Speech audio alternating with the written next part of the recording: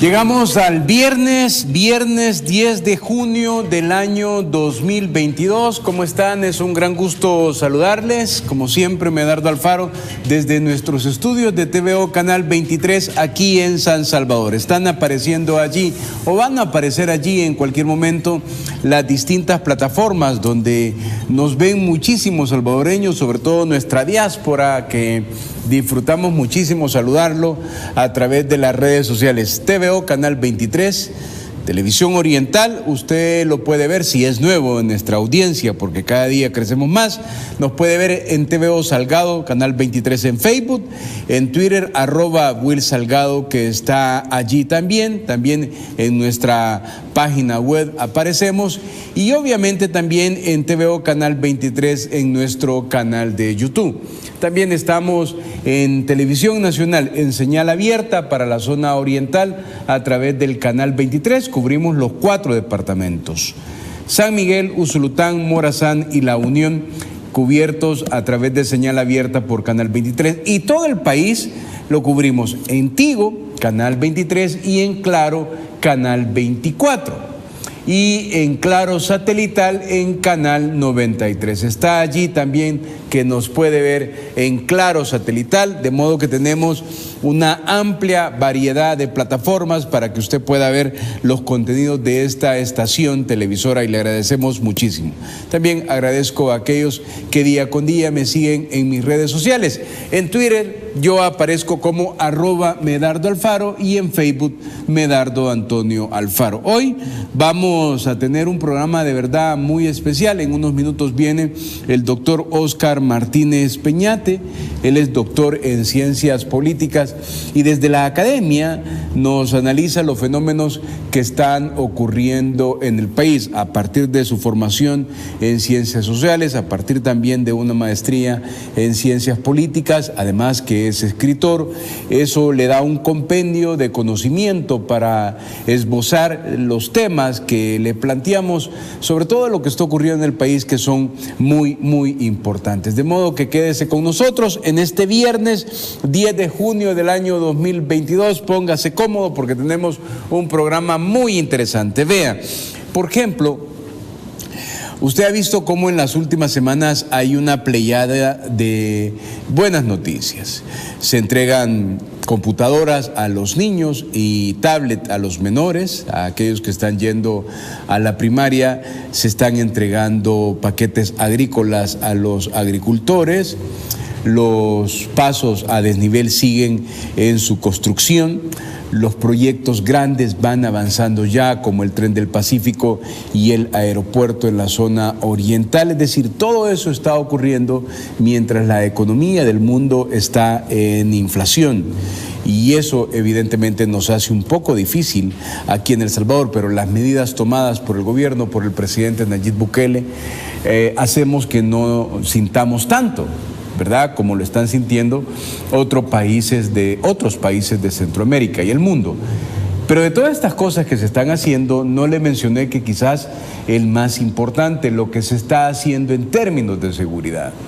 Llevamos ya más de 130 y tantos días con 0 homicidios desde la gestión del presidente Nayib Bukele, que son cosas muy importantes que permiten e invitan muchísimo a soñar en un nuevo El Salvador, en un país donde todos tengamos de verdad mejores oportunidades y no hayan tantas desigualdades como ha sido por más de 200 años. Parte de esas desigualdades es cómo nacemos.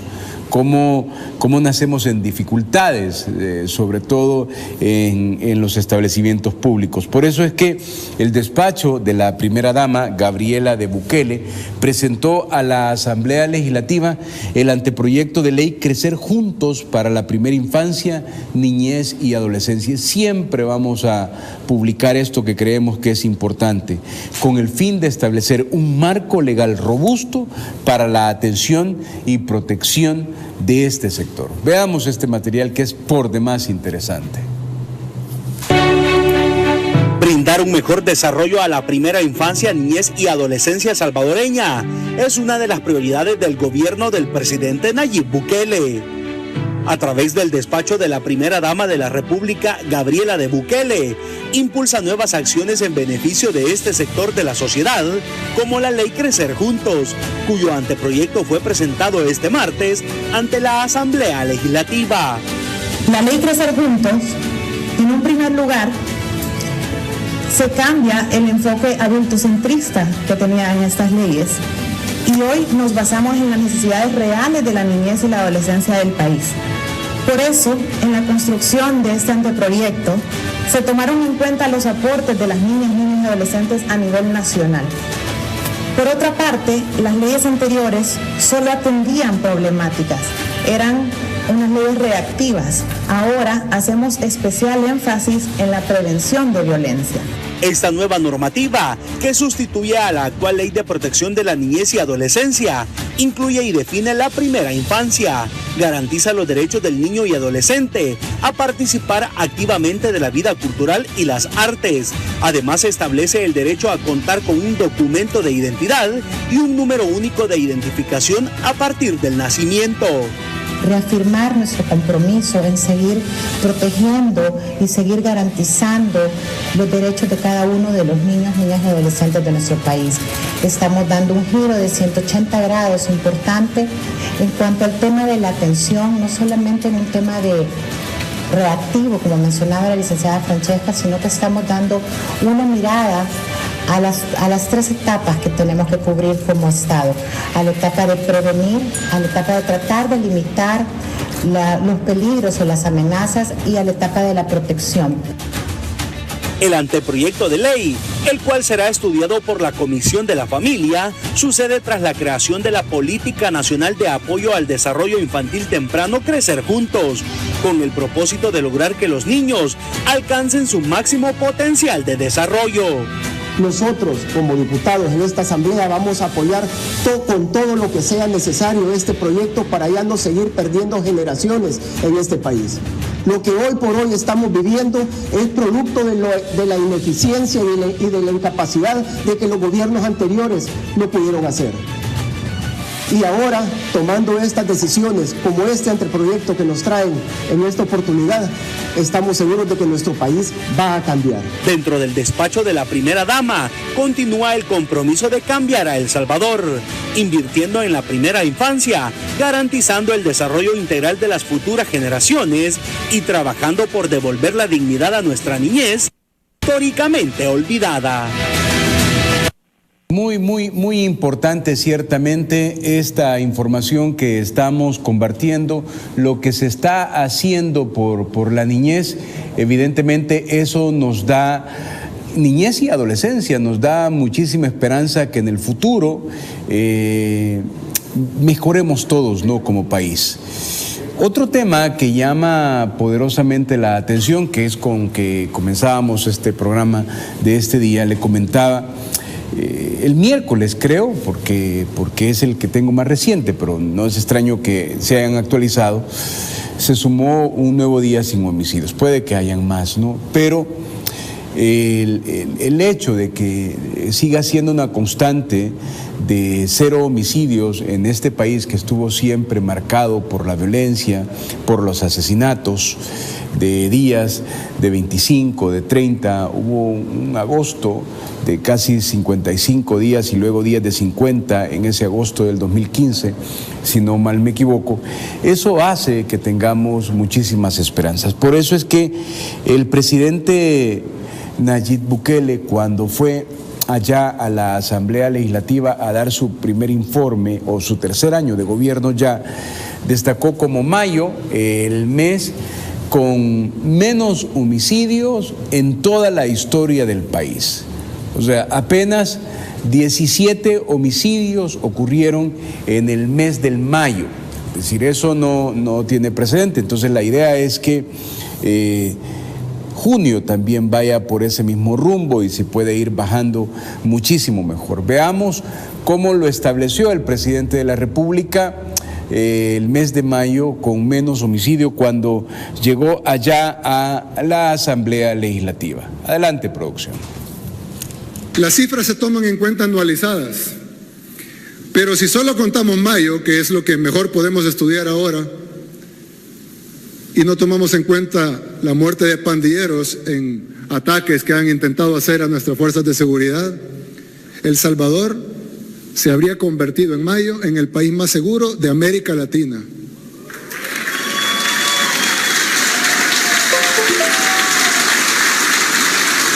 ...17 homicidios en el mes.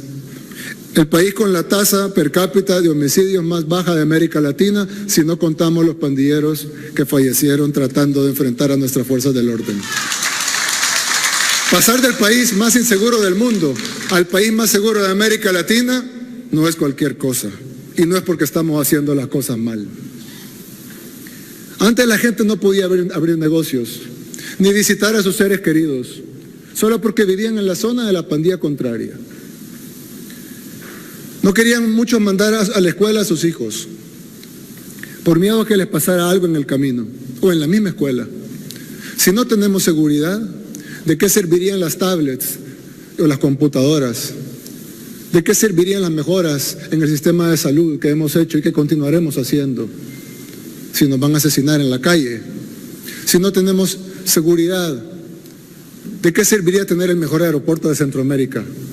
Si no tenemos seguridad, ¿de qué serviría tener cubos, un nuevo estadio o una nueva biblioteca nacional? Ojo que estoy hablando de obras nuestras. ¿Pero de qué servirían si nos van a asesinar en la calle? Para que todo esto funcione y sea posible, se debe sentar la base. Y esa base es la seguridad. Porque no podemos construir sobre escombros. Primero limpiamos el terreno y luego construimos sobre él.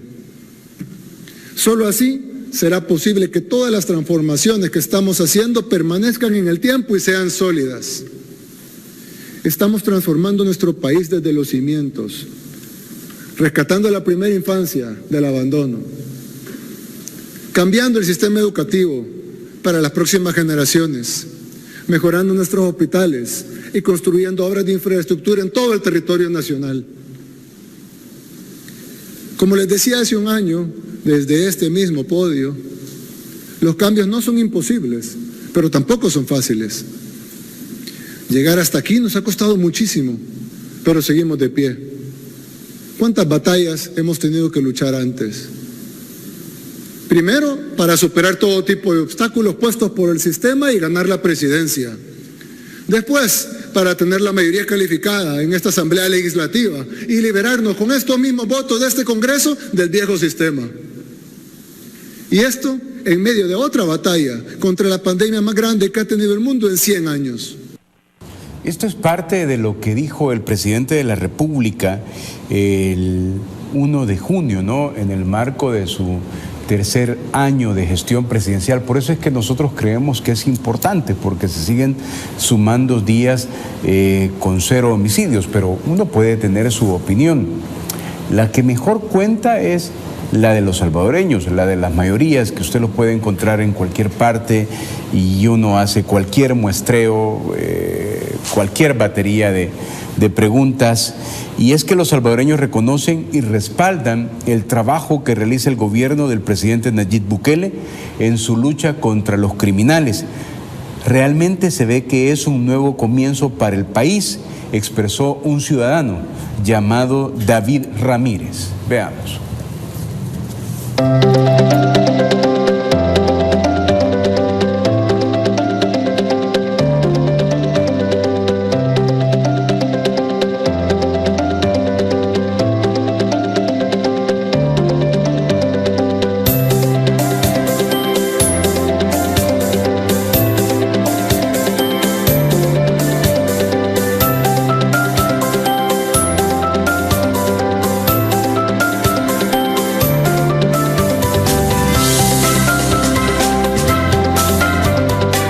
Se ve que ya saca más sin miedo el celular y todo, se anda, ya camina, llega más horas de la noche caminando sin ningún problema, ve seguridad en esquina, en todos lados. Se ha visto algo que no se había visto desde que nací. Yo nací viendo el fenómeno de la criminalidad creciendo y nunca vi un freno o una acción tan grande como lo que se generó ahora en estos días. Realmente sí se ve que es un nuevo comienzo para el país.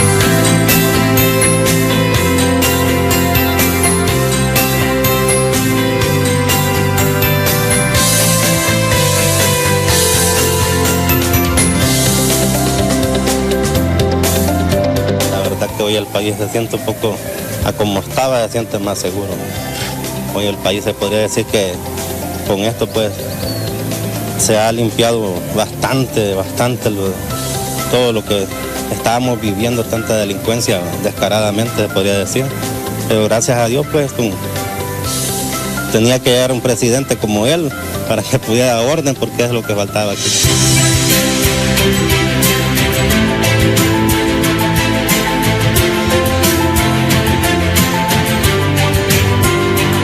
Tenemos 2 meses del régimen de excepción y la gente ya siente cómo vivir sin actividad de pandillas. No lo digo yo, lo dice la misma población en las comunidades, en los cantones, en los caseríos.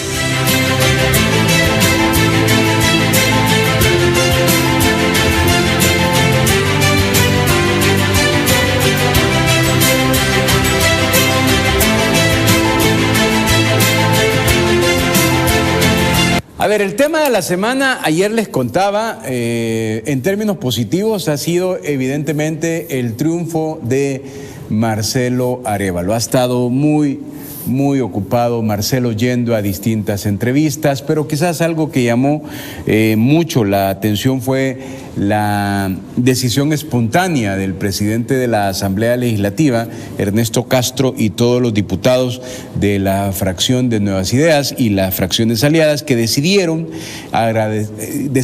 entregarle y reconocerlo como hijo meritísimo de El Salvador. Así reconoció la Asamblea Legislativa a Marcelo Arévalo. Y también Marcelo, en su discurso, destacó el apoyo que le ha dado el presidente Bukele y el presidente ad honorem del INDES, Yamil Bukele, por su apoyo al deporte salvadoreño. Veamos. Bueno, muy buenas tardes a todos. Que tengan muy buenas noches. Quiero darle las gracias al señor presidente Ernesto Castro por estas bonitas palabras hacia mi persona. La verdad que me hacen sentir muy orgulloso de ser salvadoreño. Por poco me saca las lágrimas una vez más este día. Así que muchas gracias por esas palabras. La verdad que para nosotros los atletas significa mucho que nos tomen en cuenta, que valoren nuestro esfuerzo, nuestro sacrificio, nuestra pasión. Primeramente quería dirigirme a ustedes y agradecer primeramente a nuestro señor presidente de la República, Nayib Bukele, por haber estado pendiente de mí durante ese torneo y por estar pendiente también durante mi carrera en torneos anteriores. Obviamente este ha sido el máximo galardón, el máximo triunfo de mi carrera, y es muy bonito también que un presidente de nuestro país lo pueda reconocer. Quiero agradecer también por la elección que le ha hecho a nuestro deporte. Creo que no solo se lo agradezco yo, sino que todos los deportistas salvadoreños nos estamos viendo beneficiados gracias a la atención de INDES y de nuestro presidente de INDES, Yamil Bukele. La verdad que Yamil está haciendo un trabajo excepcional en la parte de deporte. Creo que él ha sido atleta también de alto rendimiento y entiende lo que los atletas necesitamos. Él ha estado siempre en contacto directo conmigo. Muy bien, era parte de lo que dijo Marcelo Arévalo cuando fue reconocido como hijo meritísimo de El Salvador por la Asamblea Legislativa, que es la más alta distinción que puede obtener un ciudadano por los triunfos y el orgullo dado al país. Evidentemente es todo un decreto donde se dicen las razones de por qué este reconocimiento. Marcelo ya ha sido reconocido por la Asamblea Legislativa. El presidente de la República, Nayib Bukele, estuvo pendiente del partido, evidentemente colocó un escudo de El Salvador al momento del triunfo y recientemente recibió a Marcelo Arévalo en casa presidencial. Vamos a ver precisamente el tuit que colocó Marcelo, ¿no?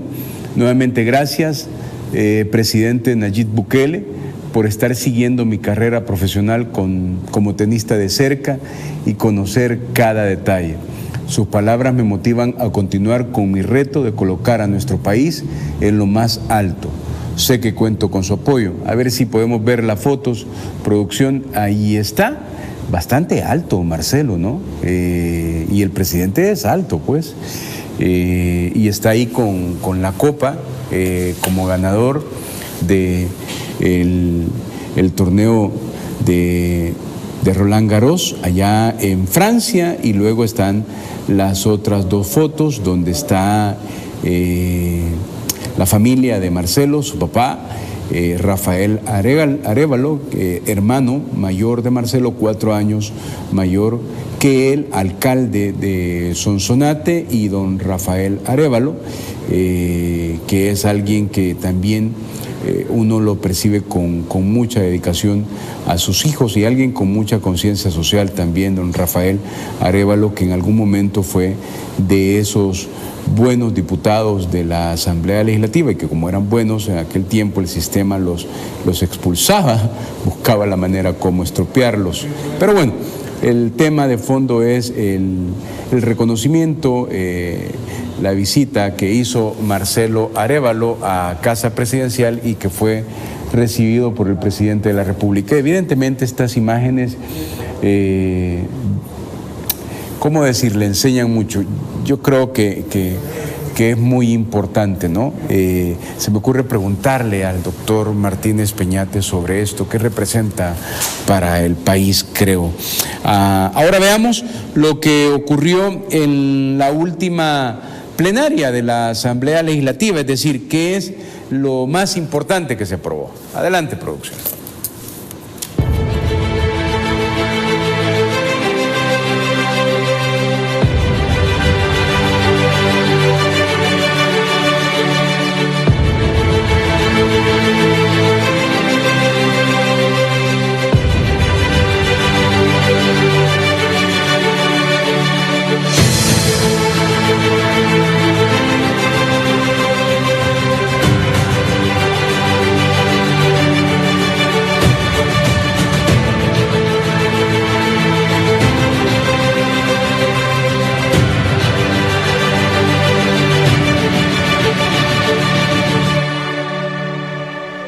Muy bien, muy interesante, ¿no? A ver, producción, si me prepara el apoyo número 8, ¿sabe por qué? Porque dentro de las cosas que se aprobaron en la Asamblea Legislativa, podemos ver ahí, está reformas fundamentales a la ley de la Defensoría del Consumidor, que entre otras cosas también logró cifras históricas en recuperación monetaria en favor de los consumidores. Entonces se imagina usted, con estas reformas que se aprobaron y con este informe que vamos a ver de la recuperación de cifras históricas de dinero a favor de los consumidores, vienen tiempos muy positivos para todos los consumidores, a partir de lo importante de estas reformas y de este material que queremos mostrarle. Adelante, producción.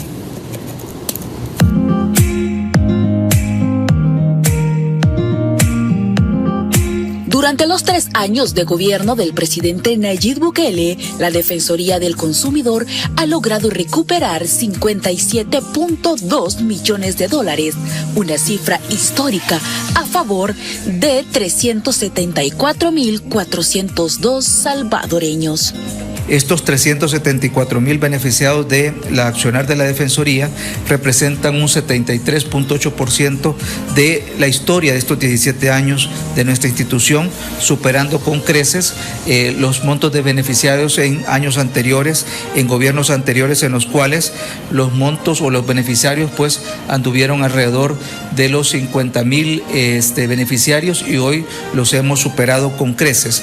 Los principales sectores en los cuales hemos incursionado con las recuperaciones de dinero, tienen que ver con transporte con $16.8 millones a favor de 80.536 consumidores, seguido por el sector de inmueble con un monto de recuperación de $16.7 millones a favor de 4.960 beneficiarios, y qué decir del sector de artículos del hogar con $8 millones a favor de 22.518 beneficiarios. Y no menos importantes es el sector de créditos con $4.3 millones y servicios en general con $3.1 millones.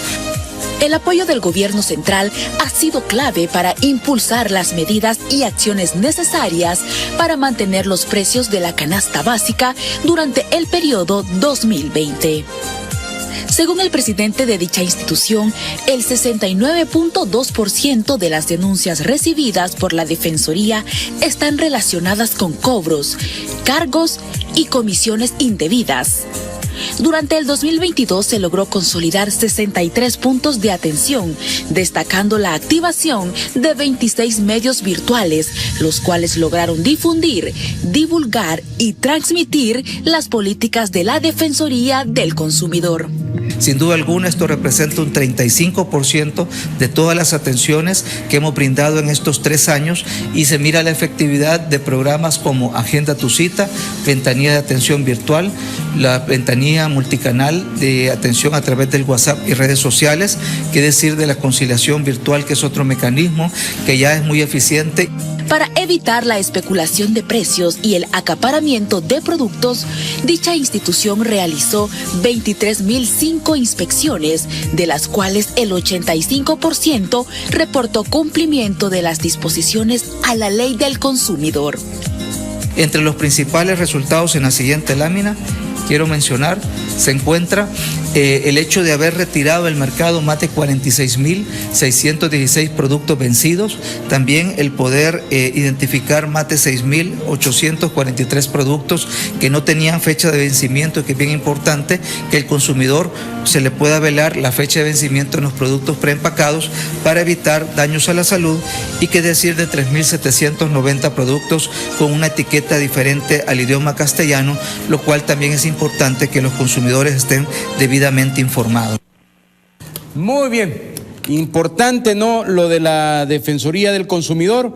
Bien, me quedan un par de minutos para las 7, pero vamos a ir a la pausa para luego entrar de lleno con el doctor Óscar Martínez Peñate, que ya está aquí con nosotros, que promete una interesante entrevista. Espérenos. Cuando iniciamos nuestra gestión municipal, teníamos claro en convertir a San Miguel en una nueva ciudad. En San Miguel no existía un espacio donde los jóvenes pudieran convivir y desarrollar sus habilidades. Hoy, más que nunca, nuestro municipio crece cuando invertimos en los jóvenes. La construcción del Centro de Encuentro para el Desarrollo Integral Juvenil es un proyecto que contribuye al fortalecimiento educativo de nuestros jóvenes y actúa como una estrategia para la sana convivencia y prevención de la violencia. Estamos haciendo de San Miguel un lugar donde los jóvenes sean los principales protagonistas de las transformaciones que tanto anhela nuestra ciudad, y con la estrategia de becas cambiamos la vida de nuestros jóvenes migueleños. Podemos decir que en nuestro primer año de gobierno está renaciendo la esperanza de ver un San Miguel más próspero. 365 días construyendo una nueva ciudad con Will Salgado.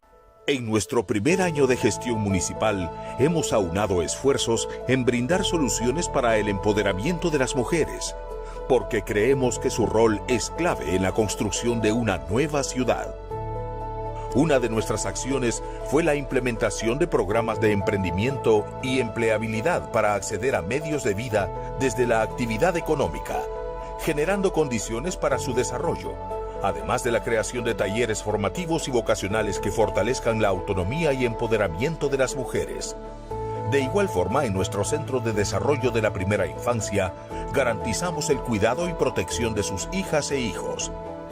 Podemos decir que en nuestro primer año de gobierno está renaciendo la esperanza de ver un San Miguel más próspero. 365 días, construyendo una nueva ciudad, con Will Salgado. En nuestro gobierno municipal, marcamos un nuevo precedente histórico en las relaciones de amistad con naciones amigas y hemos trazado alianzas estratégicas de cooperación internacional. Muy bien, gracias por su sintonía. Estamos en este viernes 10 de junio del 2022. Estoy aquí ya con el doctor Óscar Martínez Peñate. Doctor, ¿cómo está? Buenos días. Gracias por acompañarnos. Muy buenos días y muchas gracias por la invitación. Aquí estamos a las órdenes. Gracias. Mire, yo le quería preguntar, como uno tiene distintas opiniones de las cosas que ocurren, ¿verdad? Este triunfo de Marcelo Arévalo, este tenista salvadoreño sonsonateco que ya todos sabemos que ganó un premio internacional, a mí me gustaría escuchar su opinión. En principio, si quiere después le pregunto las interrogantes que tengo. ¿Usted qué piensa? ¿Qué de positivo este triunfo de este joven? Bueno, dije que no iba a preguntar, mejor le dejo su primera opinión. Sí, bueno, realmente es un gran triunfo. El Salvador está en las primeras planas de los periódicos o suplementos deportivos de los diferentes medios de comunicación en el mundo, porque se ganó un premio mundial en donde históricamente estos premios se los han llevado los norteamericanos, los sajones, anglosajones, eslavos y escandinavos. Y el hecho o el mérito que lo haya ganado El Salvador, que no forma parte pues de un deporte históricamente cultural como lo son en esos países, tiene un gran mérito. El hecho de colocarnos a El Salvador en estos momentos, porque esta noticia todavía tiene circulación y tiene vigencia, en aspectos positivos realmente fortalecen nuestra identidad como salvadoreños. También tiene un impacto en la actual sociedad, fundamentalmente en los millennials y los centennials. ¿Por qué? Porque los jóvenes necesitan referentes y necesitan referentes positivos. Y aquí en El Salvador los referentes que hemos tenido pues prácticamente han sido negativos, y El Salvador siempre en términos deportivos, en el pasado pues siempre éramos los que los peleábamos el último puesto, el último lugar, si es que alcanzábamos a llegar o si es que clasificábamos.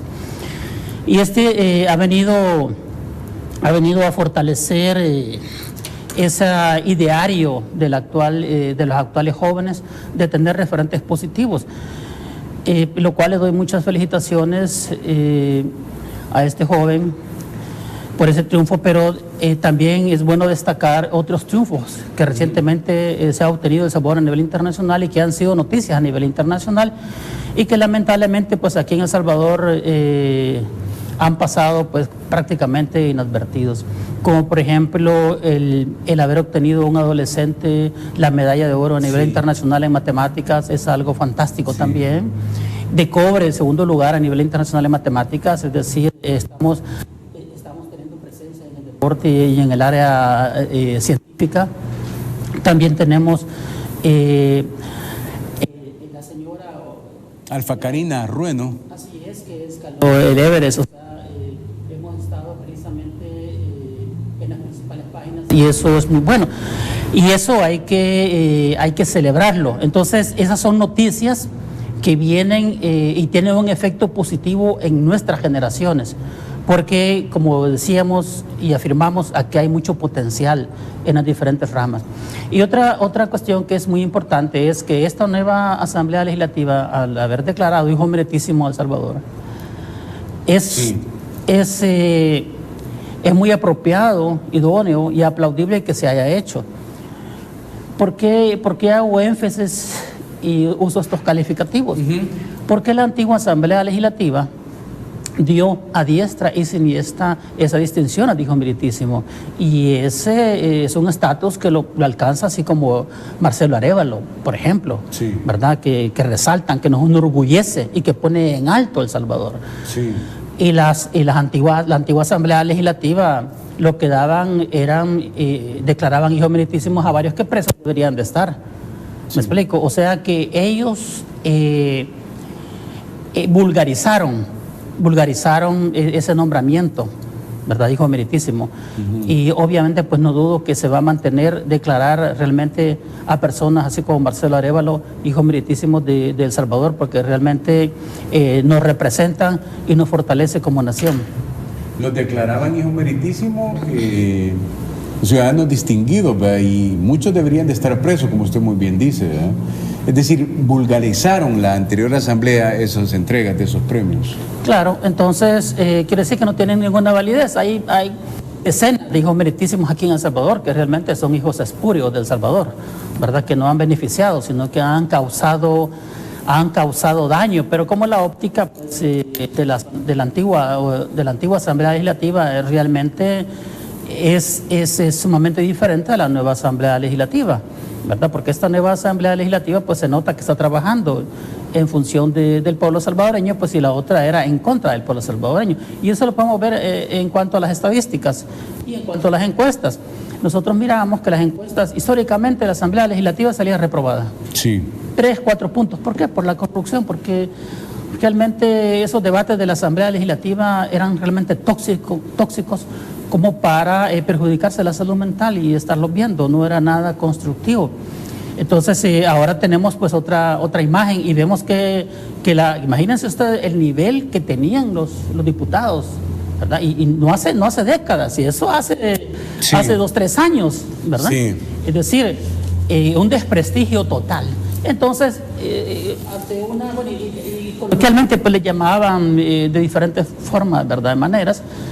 Entonces, ¿qué mérito iba a tener eso, pues, verdad, de hacer uso de esas distinciones que realmente son honrosas y así deben de ser? Ahora, doctor, le quería preguntar, mire, usted lo acaba de recordar, el joven que ganó la medalla de matemática, ¿no? Alfa Karina Arrué, que escaló el Everest, que se convierte también en la primera salvadoreña, y hoy que logra esa hazaña, y hoy Marcelo Arévalo, que gana ese torneo. A mí me da la impresión que esos triunfos, esos logros de estos salvadoreños, como usted muy bien lo dice, ayudan para que se conviertan en referentes de la nueva juventud que debe de irse construyendo y no la juventud que se perdió por las pandillas. Muy importante, es casi providencial, ¿no?, estos triunfos. Es que mire, prácticamente fue la generación perdida, las pandillas es la generación perdida de El Salvador. Sí. Es decir, porque los gobiernos realmente es una bagatela hablar si la población sabe la corrupción y etcétera, etcétera que cometían, pero sí es digno de rescatar y de resaltar el actual apoyo, por ejemplo, que el INDES ha dado para el deporte. También este nuevo gobierno es el único que le ha hecho un incremento sustantivo a la Universidad de El Salvador. Creo que es, si no me equivoco, cerca de un 30%, si no me equivoco.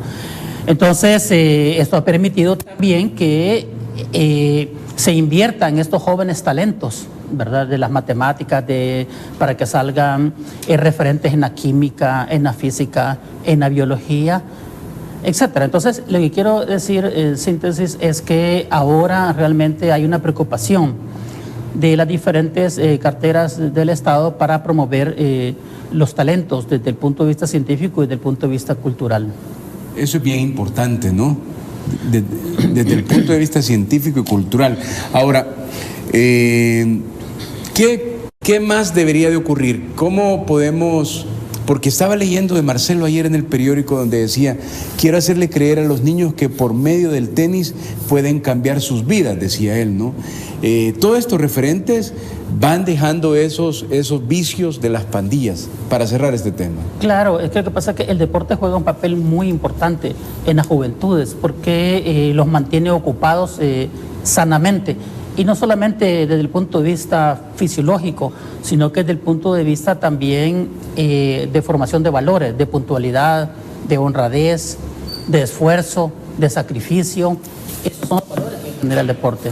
Entonces, mientras más deporte haya, tenemos una población más sana, sana y más... Mientras más deporte haya, tenemos una población más sana.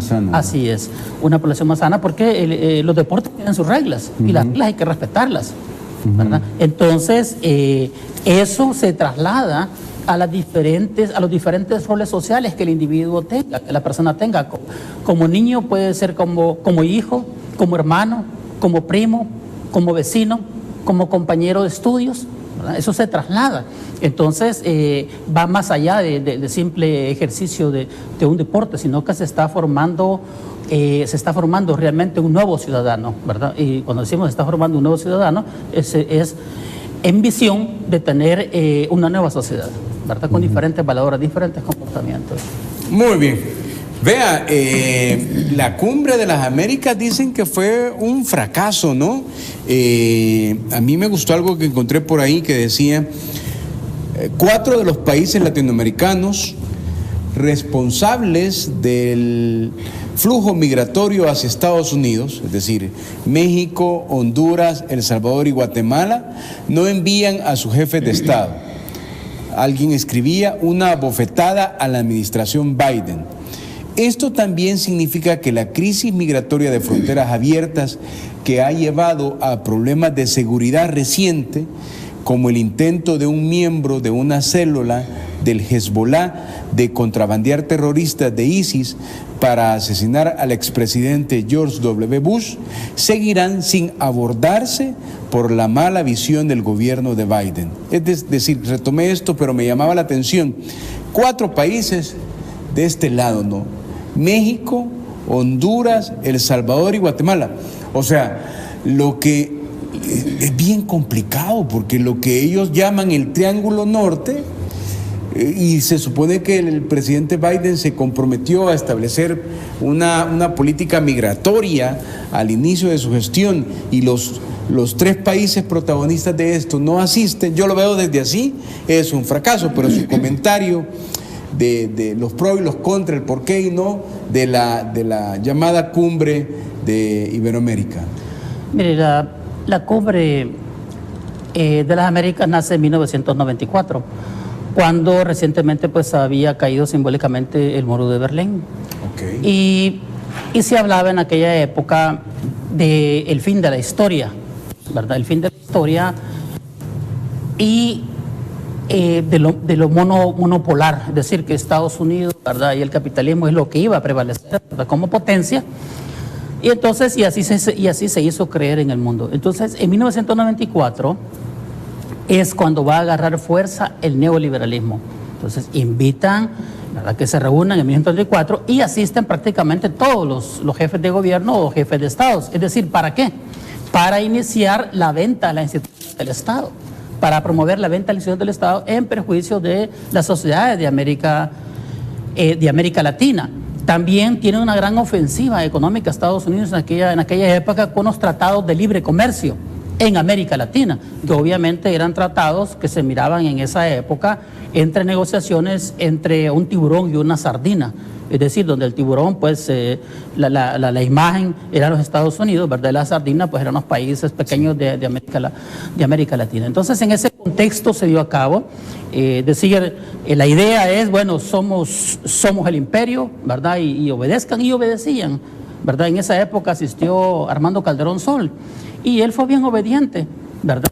Vendió todas nuestras instituciones del Estado y agarró El Salvador como si era hacienda de él, como si a él pertenecía El Salvador, y fue, bueno, etcétera. Es una historia que ya la conocen. La última reunión fue en Perú en el 2018, donde se reunieron, pero el contexto político, geopolítico y geoestratégico dentro de las relaciones internacionales realmente se ha modificado. Se ha modificado. ¿En qué sentido se ha modificado? Que Estados Unidos ha perdido credibilidad a nivel internacional. Ha dejado de tener esa influencia histórica en América Latina y en el mundo también. Vemos ahora que está participando, pues, y financiando la guerra de Rusia a Ucrania, ¿verdad?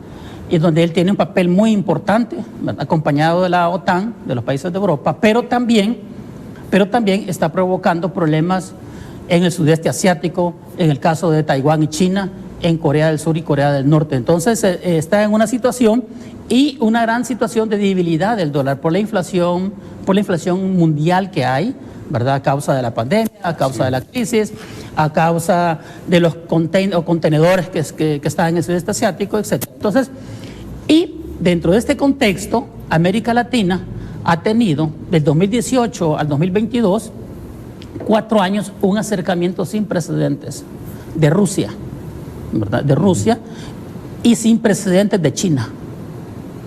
Acuérdese que Estados Unidos consideraba a América Latina su patio trasero, donde él decía qué es lo que se debía hacer, qué no, a quienes había que derrocar, ¿verdad? Y así nosotros podemos hablar sobre cada una de esas injerencias militares y políticas que ha tenido Estados Unidos sin ningún problema en Centroamérica y América Latina. Entonces, obviamente estaba vetado, no solo que los ciudadanos salvadoreños fuéramos a Rusia, fuéramos a Cuba, no solamente eso, sino que inimaginable que los estados tuvieran relaciones diplomáticas con estos países. Entonces, viene y llama a Los Ángeles, California, a esta cumbre, y resulta ser que es un reflejo de la debilidad de la política exterior de los Estados Unidos. ¿Por qué? Porque asisten 22 países y somos 31 países. Entonces resulta que Biden dice quiénes son democráticos y quiénes no. Entonces, y veta a Cuba, a Nicaragua y Venezuela. Entonces, históricamente así lo ha hecho Estados Unidos, siempre ha vetado a Cuba, ¿verdad? Y entonces, ¿por qué? Si bien es cierto, hay problemas en estos países, pero no se deben de dejar fuera. Somos parte de América Latina, somos hermanos todos. ¿Y por qué se pone ese epíteto de gendarmen de Latinoamérica? Es que ese es el asunto, pero es que eso se ha debilitado, porque antes así era, eso es lo que trato de explicar. Entonces viene y dice López Obrador, pues no voy, ¿verdad? Bolivia dice, pues no voy, ¿verdad? Y Honduras, ¿verdad? Xiomara Castro tampoco, ¿verdad? Y luego ponen otros pretextos, ¿verdad? México dijo que no iba. Sí, luego ponen otros pretextos, entre comillas, ¿verdad? Que en la época de que Estados Unidos se consideraba el non plus ultra, ¿verdad? Sí. Era absurdo. Sí. No va a Guatemala, sí, ¿verdad? No va a El Salvador, sí. ¿Me explico? No va a Bolivia, creo que es Paraguay, tampoco va. Entonces, por diferentes razones, por lo que sea. Dicen que Argentina y Brasil habían anunciado que no iban a ir y que lo que hizo el gobierno estadounidense fue mandar misiones oficiales para convencerlo y proponerle reuniones bilaterales aquí, porque si no iban estos dos, ahí estaba terminada. Sí. Biden se vio porque no quería dar esa imagen de potencia debilitada, mandó al subsecretario de Asuntos para América Latina a convencer a los países. Entonces, por ejemplo, Bolsonaro dijo que no iba a ir, ¿verdad? Pero que iba a tener una conversación bilateral con él, entonces, bueno, aceptó ir, ¿verdad? Porque voy a tener la conversación bilateral, voy a pasar aquí, ¿verdad? El caso de Fernández con Argentina fue López Obrador que le pidió que fuera. Porque se está creando, ¿verdad? Ya está funcionando una nueva organización de América Latina, ¿verdad? Sí. Para América. ¿Me explico? Entonces, porque él es el representante. Entonces, él le pidió. Fue así como asiste. Y así vemos que ha tenido bajo nivel. Además de, entonces, eso demuestra que Estados Unidos no es... Mentalmente ellos se consideran que lo siguen siendo, pero los hechos lo demuestran. Sí, es una gran derrota, doctor, para esa hegemonía. Claro que sí, porque los países ya empiezan a tener soberanía, ya empiezan a tener autodeterminación, que antes no la tenían, ¿me explico? Entonces, pero, y fíjense que esa es otra cuestión, que cuando el día de ayer que se da la inauguración, el miércoles, creo que miércoles fue que se inauguró, cuando Biden da su discurso, es abucheado, ¿verdad? En plena inauguración, ¿verdad? Y hubo manifestaciones en contra de la presencia de él ahí por estadounidenses. Luego Luis Almagro, que es el presidente de la OEA, un joven estadounidense, pues le gritó, le dijo que le dijo, porque él es cierto. Él tuvo mucho que ver en el golpe de estado de Evo y tuvo mucho que ver, allá en Bolivia, ¿verdad? Y tuvo mucho que ver con con la imposición de la dictadura de Yasmín, no sé cómo, se me ha olvidado el nombre de la señora que puso ahí, que hoy está guardando prisión, y también su involucramiento en Venezuela, o sea... Y tuvo mucho que ver también en la consolidación del segundo triunfo de Juan Orlando Hernández de manera ilegal. Exactamente. Y la OEA de alguna manera lo legitimó. Pero fíjense bien, Estados Unidos reconoció a Guaidó como presidente de Venezuela, pero no lo invita. No lo invitó. ¿Se da cuenta? ¿Por qué? Porque eso iba a causar escosor a los que habían llegado. Sí, si este no es presidente. Y entonces, ¿qué pasa? Y la otra cosa, ¿por qué? Esa es una. La otra es que Estados Unidos es enemigo, entre comillas, porque es enemigo acérrimo contra Venezuela, pero resulta ser que ha ido a rogarle para que le venda petróleo. ¿Me explico? Entonces son relaciones realmente que muestran debilidad de los Estados Unidos. Entonces Estados Unidos debe reconocer que los países de América Latina y del tercer mundo tenemos derecho a nuestra soberanía, a nuestra determinación, a nuestra independencia, y debería respetarlos. Me explico, debería respetarlos, pero realmente él lo ve como un acto de rechazo a los Estados Unidos. Pero no lo es, pero en el fondo sí. ¿Por qué? Porque un país que tenga soberanía no va a permitir que una transnacional venga y cabe aquí, haga minería aquí. ¿Me explico? O venga y sea basurero de desechos tóxicos. ¿Me explico? Entonces, ese es un problema, porque si hay un gobierno que respete a su ciudadanía, no va a permitir ni el saqueo de los recursos naturales, ¿verdad? Ni tampoco la depredación del medio ambiente, como históricamente se ha hecho. Entonces, ellos lo ven así, pero deben de llegar a comprender, ¿verdad? Y no le va a quedar otra alternativa, pero no sé cuántos decenios se va a tardar en eso, en que deben de respetar a los países en sus decisiones, ¿verdad? Así como nosotros no intervenimos en asuntos internos de Estados Unidos, ellos deben de respetarnos, ¿verdad? Deben de respetar nuestras formas de gobierno. O sea que usted siente, y los salvadoreños que nos ven deben de verlo así, o sea, nosotros hemos estado por siempre dependiendo de lo que nos digan los estadounidenses, ¿verdad? Es como estar aquí sobre la espalda en decisiones de políticas para los salvadoreños, ¿verdad?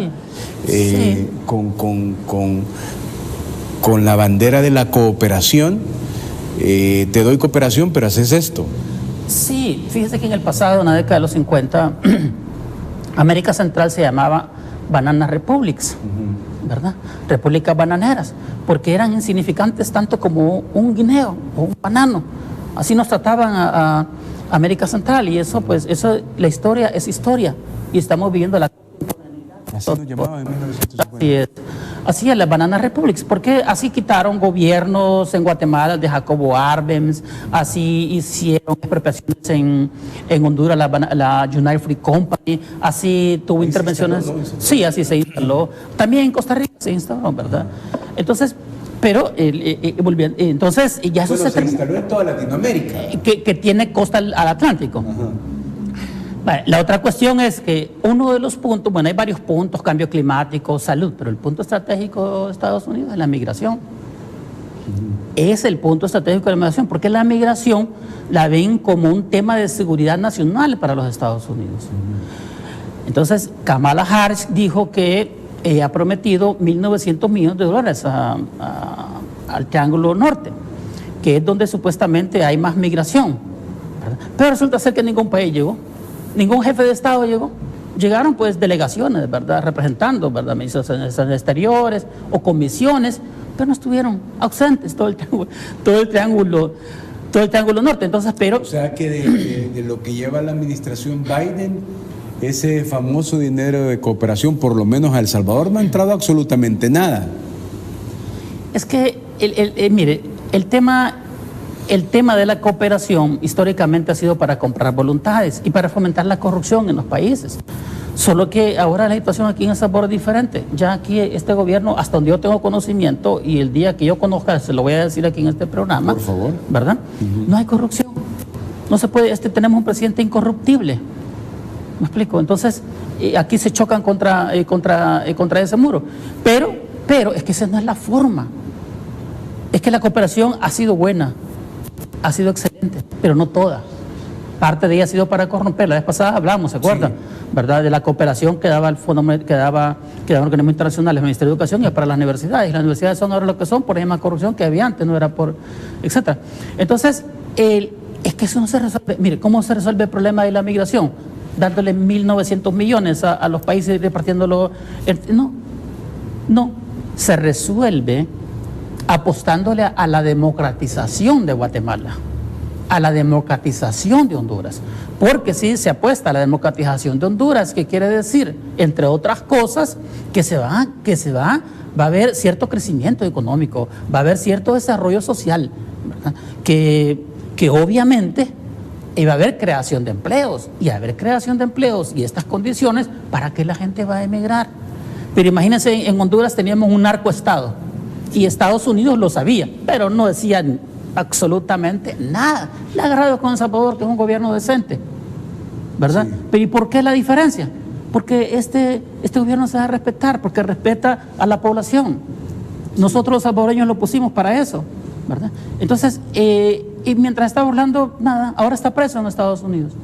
¿Me explico? Tenemos el gobierno de Guatemala, que mire, ahí es penoso la situación de inseguridad y corrupción que hay también en Guatemala, y eso pues es de sobra conocida. Entonces, fíjese que en estos momentos, ahorita, en este instante, está en México la caravana más grande históricamente. Yendo para hacia los Estados Unidos. Según los medios, ¿verdad?, de comunicación internacionales y algunos académicos expertos en migración, se calcula que van aproximadamente 15,000 personas. 15,000 personas. Pero ¿de dónde van fundamentalmente?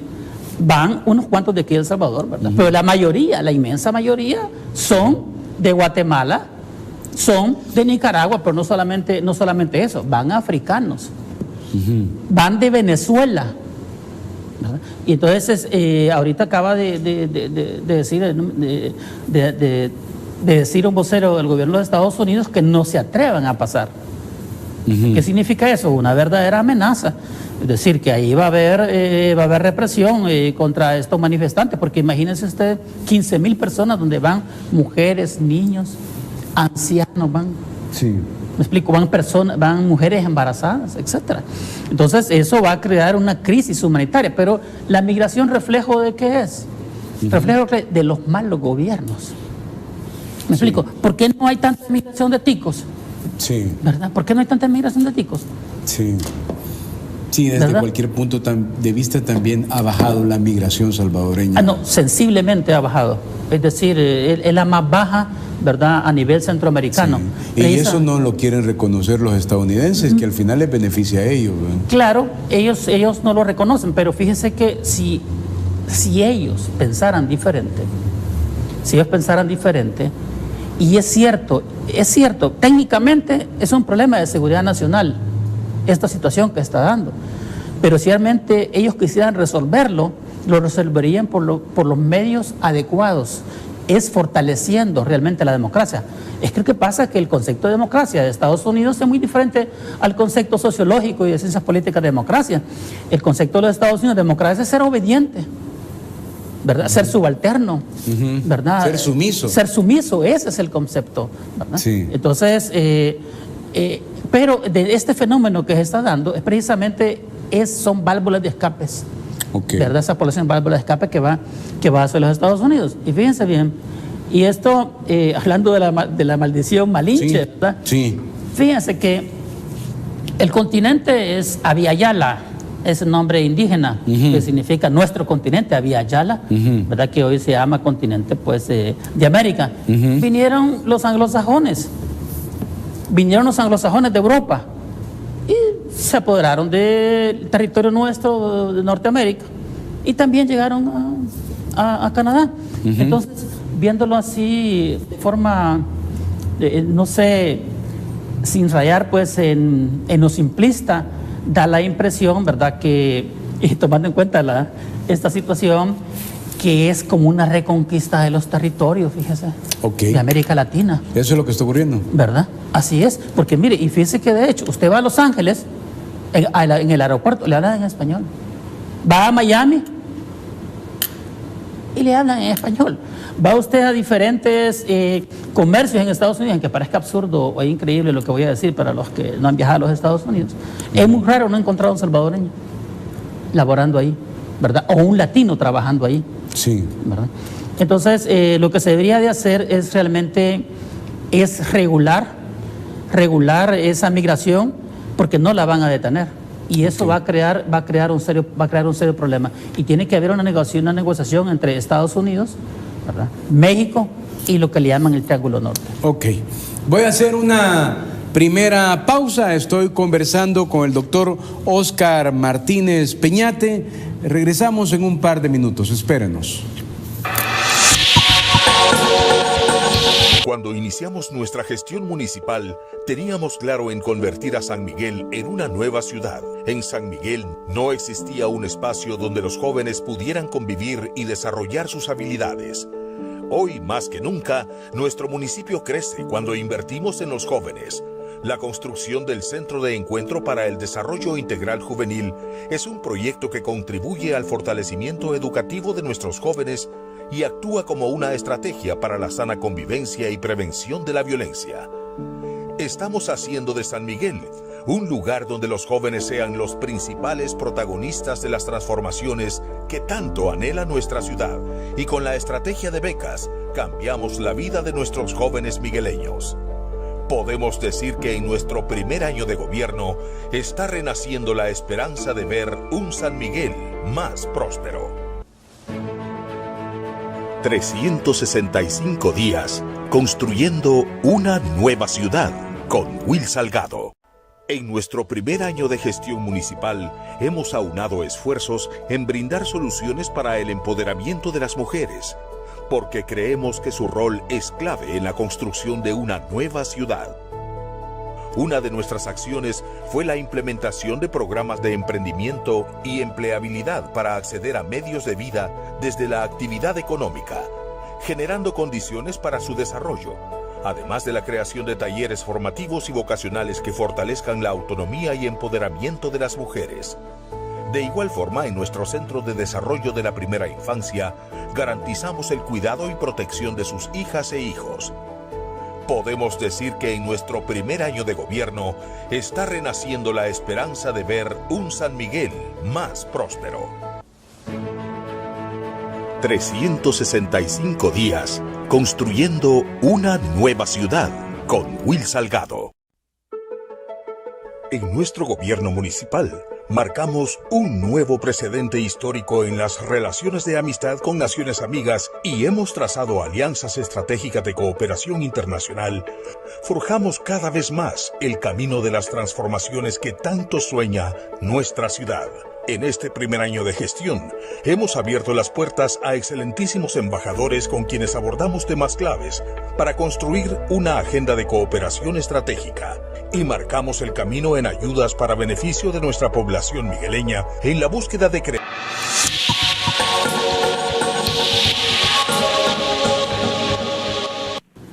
Gracias por su sintonía. En este viernes 10 de junio estoy conversando con el doctor Óscar Martínez Peñate. Nos quedamos con este tema, ¿no?, de la cumbre. ¿Es iberoamericano o americana? Latinoamericana. Americana. Sí, las Américas. Yo recuerdo que hubo una cumbre también iberoamericana que organizaba España, pero ya no se hizo, ¿verdad? Sí, así es. Algo así, pero bien. Lo que pasa es que ocurrió un fenómeno bien interesante allí, que muchos comenzaron a preguntar, bueno, ¿y dónde están los organismos de derechos humanos sobre lo que ocurrió a esta protestante, creo yo, que en el legítimo derecho parece que quiso encarar a la caravana donde pasaba el presidente Biden, ¿verdad? Veamos y luego lo comentamos, la opinión del doctor.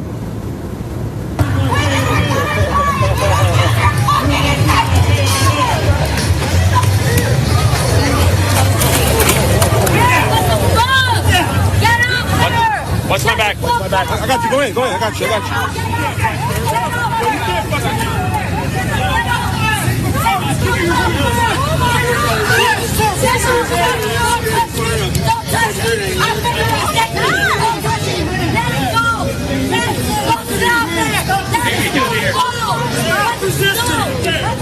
you.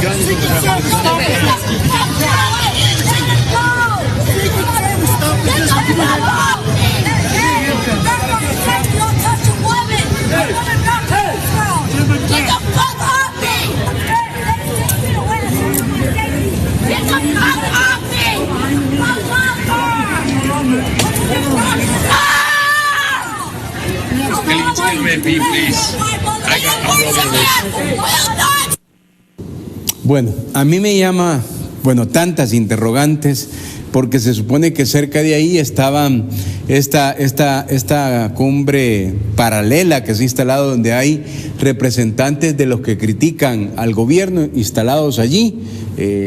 Por ejemplo, es evidente, el señor Eduardo Escobar estaba subiendo una foto que nunca dicen quién le financia el viaje, ¿verdad? La diputada Claudia, se me olvida el nombre, la diputada de Vamos. Estaba esa reunión a pocos metros y ocurre esto. ¿Su opinión de esto?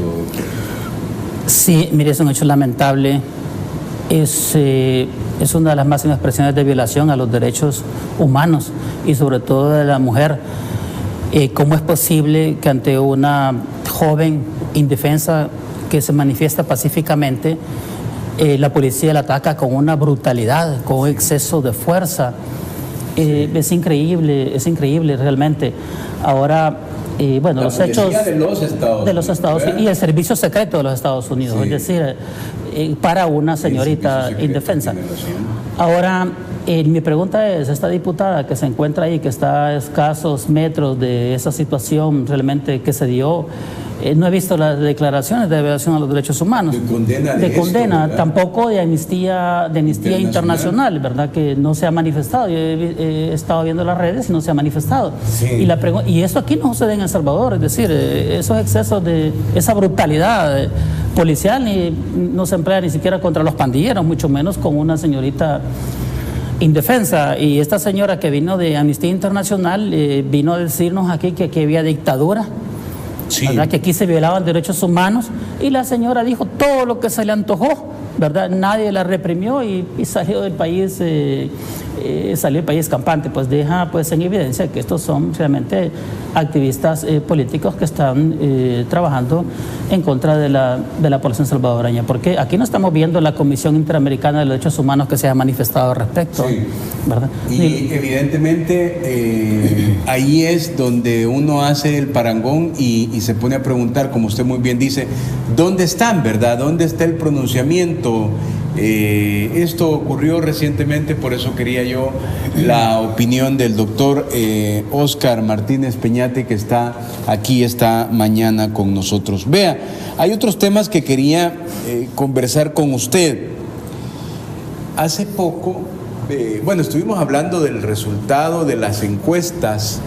Usted decía que tenía poca credibilidad en las encuestas de la UCA y de la Gavidia, porque fundamentalmente restaban puntos cuando ya otras casas encuestadoras daban los niveles de aprobación que tenía el gobierno del presidente Nayib. Y recientemente el director del Centro de Estudios de Encuestas de la Gavidia, Óscar Picardo Joao, dijo varias cosas, es decir, tenía los números, pero quería minimizar los números, y en ese esfuerzo a muchos le ha quedado como en la retina, que dijo, entre palabras más, palabras menos, que Nayib Bukele tenía un profundo apoyo entre la gente ignorante. Fíjese que yo quisiera hacer un llamado a la Dirección de Educación Superior, que deberían de realmente hacer una evaluación de estas universidades de la oposición, y no es porque sean de la oposición, ¿verdad? Tanto la UCA como la Gavidia, sino que, mire, mi hipótesis es que están deformando a las actuales juventudes, ¿verdad? Porque la UCA no es la UCA de los jesuitas asesinados, que fue una UCA que tenía prestigio no solamente nacional, sino que internacional, sí, ¿verdad? Y los jesuitas asesinados merecen nuestro respeto, ¿verdad? Porque eran connotados intelectuales a nivel internacional, pero los actuales jesuitas realmente nada que ver con ellos, ni la UCA del pasado. La UCA se asemeja bastante al FMLN, ¿verdad? Una cosa fue lo histórico y otra cosa es lo presente. Y en cuanto a la Gavidia, no ha tenido ninguna credencial académica, más que ser un negocio próspero de comercialización de la educación. Y estar diciendo, imagínense usted lo que está diciendo el jefe de la investigación científica de la Gavidia. Sí. Fíjese que realmente uno se queda, bueno, uno se queda perplejo. ¿Cómo es posible hacer esas aseveraciones? Es decir, es una ofensa a la ciudadanía salvadoreña, ¿verdad? Decir que todos somos ignorantes porque apoyamos al actual gobierno, así como tenemos el derecho de no hacerlo, pero ellos, en su afán de deslegitimar este gobierno, en el afán de restarle credibilidad al gobierno, entonces hacen esas aseveraciones que realmente parecen más del medioevo que de esta época, está llamando ignorante a la población. Y fíjese que eso es coherente con el discurso de ellos, porque el hecho de no reconocer este gobierno que es democrático es realmente desconocer y despreciar la voluntad soberana de los ciudadanos salvadoreños que eligieron este gobierno y la asamblea legislativa. Así es que realmente no me sorprende, sino que es coherente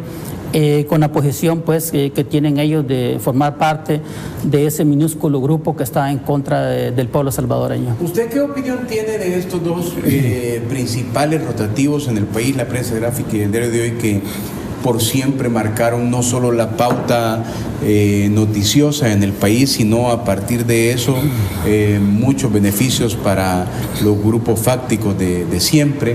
¿Usted qué opinión tiene? ¿Cree que llegaron ya a nivel de panfleto, hacen algún aporte al país? Porque alguien me decía, mira, los propietarios de estos medios son tan millonarios que pueden darse el lujo de mantener ese tipo de ataque, aunque no tengan ningún nivel de venta. Sí, así es.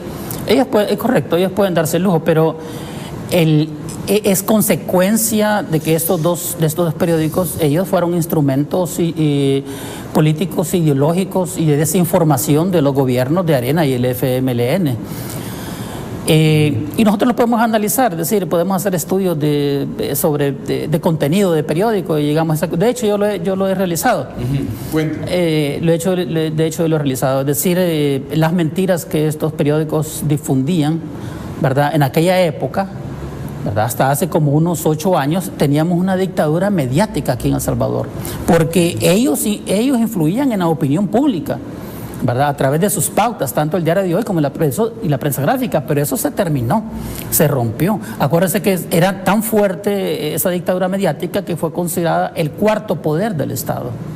El cuarto poder del Estado. Fue así que a través de estos medios jugaron un papel muy importante a nivel de propaganda, a nivel de marketing político, para la elección y reelección de gobiernos que eran realmente dañinos a nuestra nación, como es el caso de Arena y el caso del FMLN. Ahora que tenemos las redes y que la mayoría de la población tenemos acceso a la información que se está dando en el instante, no al día siguiente como lo hacen estos periódicos, resulta ser que debido a esa posición que tomaron, la gente ahora no quiere ni regalado los periódicos, ¿verdad? Y se lo digo porque ahí me consta, es decir, yo en los semáforos a veces se ponen ahí, ¿cómo se llama? Personas tratando de regalar el periódico y la gente dice, no, gracias, no lo queremos, y se van de paso. En Semana Santa eso fue icónico, ver un panel que estaba regalando el periódico y la gente ni regalado los quiere. Entonces sí, son panfletos que siguen siendo daño, pero el daño es minúsculo. Es minúsculo, es decir, no es irrelevante. Es un daño minúsculo. Es irrelevante, o sea, es como decir, ¿cuál es el peligro de Arena, del FMLN? Ninguno. ¿Cuál es el peligro de la prensa gráfica? Ninguno, pero sí lo tuvieron, ¿verdad? En décadas pasadas. Hoy eso se ha neutralizado, es decir, han surgido nuevos medios de comunicación. Por ejemplo, tenemos el periódico El Salvador, tenemos el periódico Contrapunto, ¿verdad? Y otros medios, ¿verdad?, alternativos que están en las redes y que nosotros los consultamos, y obviamente pues los periódicos internacionales. Ahora, el hecho es que, como usted muy bien dice, sí, en su momento era una dictadura mediática. Si alguien en el gobierno de turno había caído en desgracia con el presidente de turno, la manera más fácil de bajárselo era a través de una publicación en estos dos medios y adiós ministro, adiós viceministro, igual en todas las esferas. Eso era lo que ocurría. Claro, pero lo que pasa es que ellos tenían contribución también. O sea, acuérdese que estas personas no tienen ética, ¿verdad? Los propietarios de estos medios no tienen ética, ¿verdad? Porque además de difamar, además de desprestigiar, además de decir mentiras y además de ocultar noticias, toda la campaña publicitaria del gobierno iba a parar a estos periódicos. ¿Y de cuánto estamos hablando? Estamos hablando de decenas de millones de dólares que iban a parar y hoy no lo tienen. Y ese es el serio problema, además. Y por otra parte, además de este beneficio, no pagaban impuestos. No pagaban impuestos. Impuestos, así es. Así, o sea, ellos presumían de la circulación que tenían. Yo me acuerdo que había uno de los dos, no sé cuál de los dos decía, para saber la cantidad de salvadoreños que compran tal periódico, tiene que llenarse 7 veces el estadio Cucatlán. Decían que la cantidad de periódicos que se vendían era como que se llenara 7 veces el estadio Cucatlán. Entonces todo eso no pagaba impuestos, porque tenían que pagar impuestos. ¿Verdad? Claro, entonces se ahorraban millones. Fíjense que eran de los pocos privilegiados, sectores privilegiados de aquí de El Salvador, junto con sectores de la oligarquía, que se quitaban impuestos. En cambio, la vendedora del mercado pagaba impuestos.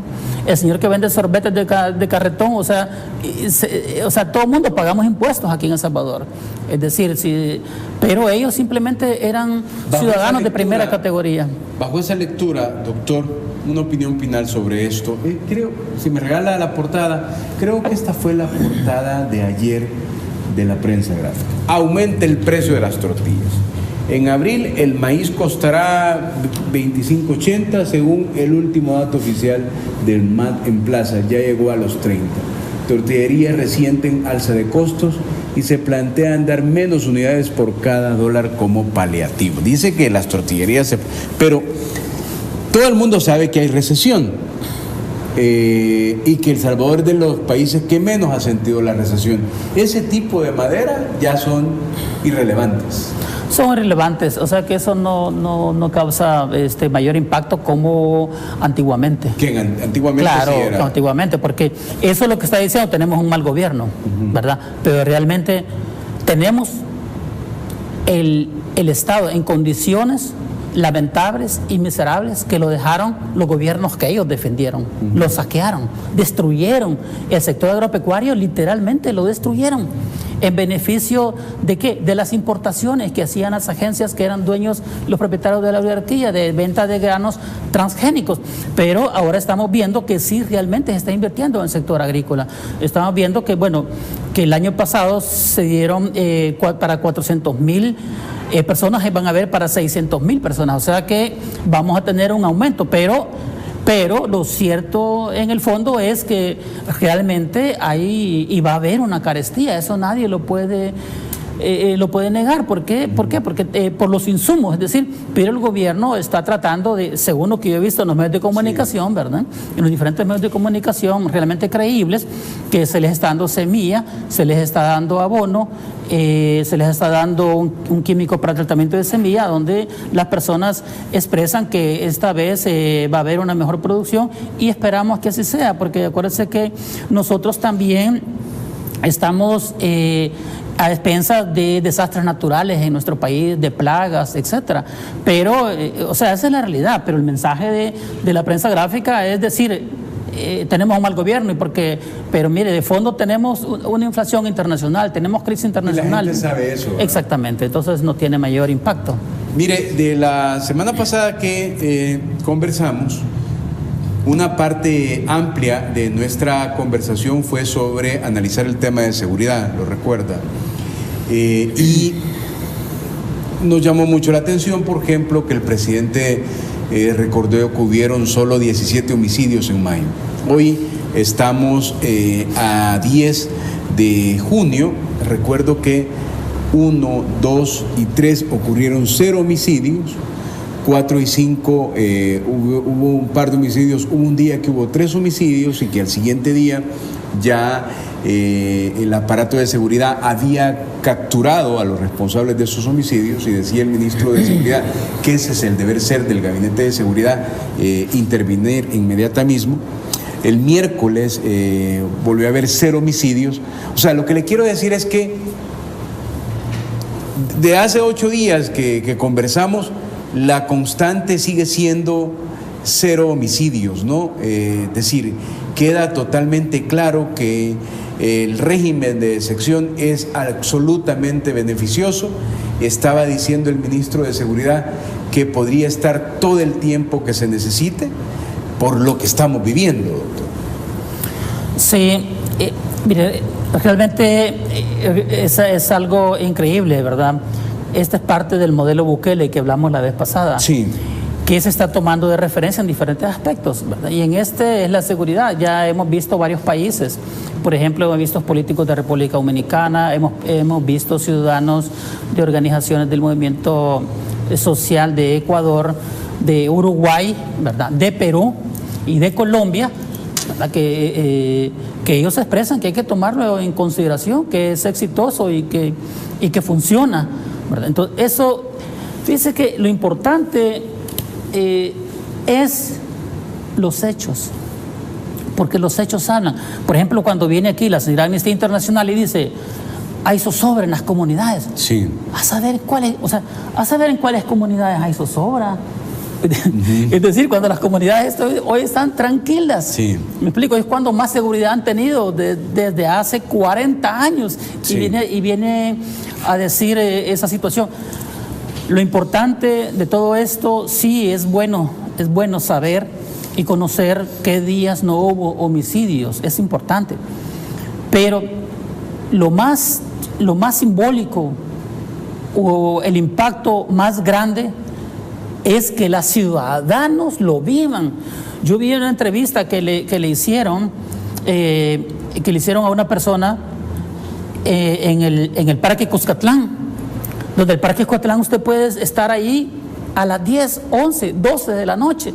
Y entonces decía el señor, no, es que yo digo que me pellizquen. Que me pellizquen, porque esto es absurdo, ¿no? O sea, él que lo podía creer. Él que lo está viviendo y está observando, sí. Me explico, no lo puede creer, ¿verdad? Sí. Entonces, y ahora vienen a decirnos, ¿verdad? Todo lo contrario. ¿Y cuál es el impacto? El impacto que tiene este medio que usted acaba de poner, el impacto que tiene estas dos universidades, ¿verdad? Y estos medios y las ONGs que ya sabemos que para quién trabajan. Sí. Y evidentemente ya en las comunidades, en esas zonas que siempre estuvieron estigmatizadas, es otro ya la visión de las cosas. Se habla ya de ir pensando en el futuro, en el país. Mire, le quería preguntar, me quedan un par de minutos, pero es que el otro día alguien me dijo, mira, te felicito que estés invitando al doctor, porque en la época privatizadora de los 90, la única voz que intentaba decir están quitándonos todos era la suya. Usted como que había escrito algo al respecto, por lo menos me hizo, eso era lo que yo encontraba en la nebulosa que decía. Y cuando uno lo recuerda, literalmente privatizaron todo, ¿verdad? Sí, es cierto, yo fui una de las pocas voces, lo dije en los países del norte de América, ¿verdad? Porque yo estudié allá, decían el neoliberalismo, bueno, entonces yo les decía, ¿verdad? Ahora son funcionarios del gobierno, algunos de ellos, o forman parte de la tecnocracia internacional. Bueno, y si es tan bueno el liberalismo, ¿por qué no lo aplican en sus países? Sí. ¿Y por qué en los países pobres? Entonces, bueno, y si es malo el liberalismo, ¿por qué le dicen a los países que vendan instituciones y son los países del norte los que los compran? Entonces, ¿verdad? El liberalismo fue un saqueo que hicieron, y realmente sí, yo fui una de las pocas voces aquí, pues hubo varias voces, no fui la única, varias voces que nos manifestamos en contra de lo que hizo Cristiani, que fue una gran barbaridad lo que hizo, que siempre privatizó. Sí, yo me conmuevo cuando me pongo no debería de serlo, ¿verdad? Porque cuando veo todo el saqueo que hizo de las instituciones del Estado, condenar a la población a la pobreza, a la miseria, falta de educación, falta de salud, o sea, y por eso se crearon las pandillas. Claro, ese fue unas condiciones perfectas para crear las pandillas. Yo me acuerdo que en aquella época incluso yo sacaba varios artículos en aquella época, y Calderón Sol, ¿verdad? Calderón Sol nos insultó, no solo a mí, sino que a varias personas que protestamos en esa época, nos insultó bien feo, que no tuvo que ser del nivel de un presidente para referirnos a los que estábamos en contra del neoliberalismo. Y fíjese que, como yo estaba en contra del neoliberalismo, pensaban que yo era el FMLN, ¿verdad? Y entonces, cuando yo criticaba a la FMLN, decían que era de arena, ¿verdad? Así es que, porque así, mire, es la posición del académico o del intelectual es siempre ser crítico, ¿verdad? Porque la crítica es fundamental, ¿verdad? Y eso, pues, ya lo planteaba don Renato Descartes, ¿verdad? Con el discurso del método, que es lo que realmente hace avanzar la sociedad. Es, mire, se ha hecho eso, está bien, pero puede ser mejorado, ¿verdad? O sea, el hecho de criticarlo es para mejorarlo, ¿verdad? No es para desprestigiarlo, no es para ningunearlo.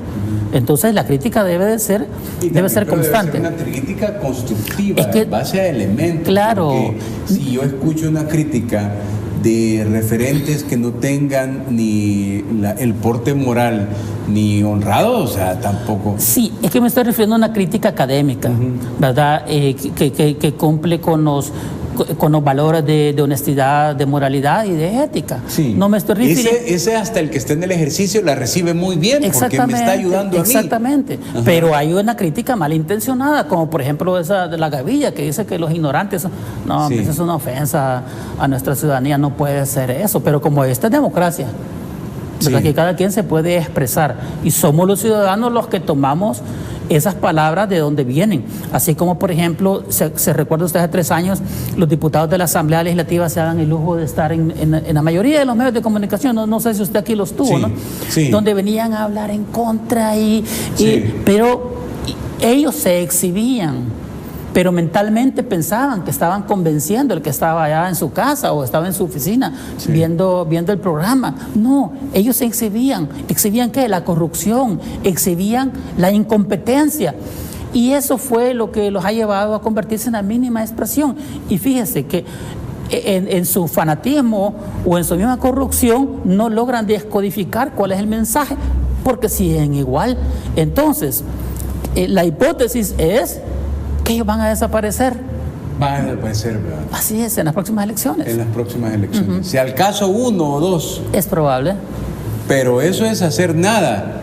Ese 1 o 2 lo que toca hacer es lo que hizo Margarita Escobar, mejor irse. Es que mire, mientras no se cambie, los residuos van a quedar como residuos. Es decir, van a quedar 1 o 2 como residuos. Pero la gente tiene claro que son residuos. Exactamente. Doctor, siempre un gusto, le agradezco muchísimo. Oye, se nos agota la mañana. A sus órdenes y muchas gracias. Gracias, era el doctor Óscar Martínez Peñate en este viernes 10 de junio. Les recuerdo, la entrevista queda colgada allí en todas nuestras plataformas. La puede ver en el Facebook de TVO, en el Twitter, en nuestro canal de YouTube. Saludos cordiales a aquellos que nos dejan los mensajes, los compartimos, y a aquellos también que se adhieren a mis redes, en Twitter, @Medardo Alfaro, y en Facebook, Medardo Antonio Alfaro. Los veo el lunes a las 6:30 de la mañana.